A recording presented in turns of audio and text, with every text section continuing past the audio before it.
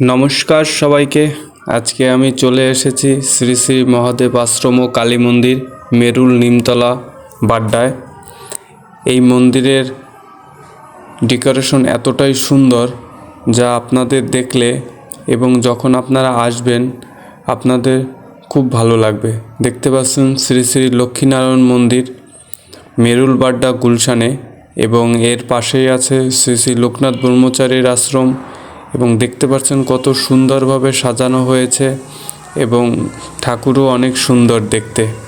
এবং এখন দেখতে পাচ্ছেন শ্রী শ্রী মা মনসা মন্দির, মেরুল, বাড্ডা, এবং এখানে আরও অনেক মন্দির আছে। এখানে শিব মন্দির আছে, রাধা গোবিন্দ মন্দির আছে, বড় ঠাকুরের মন্দির আছে। দেখতেই পাচ্ছেন যে মন্দিরের ডেকোরেশনটা এত সুন্দর এবং মন্দিরের কারুকার্য যা দেখলে আপনাদের মনোমুগ্ধ হয়ে যাবেন। তো অবশ্যই সময় করে ঢাকাতে আসলে নিমতলা মেরুল বাড্ডার মন্দিরটি দর্শন করবেন। ধন্যবাদ সবাইকে।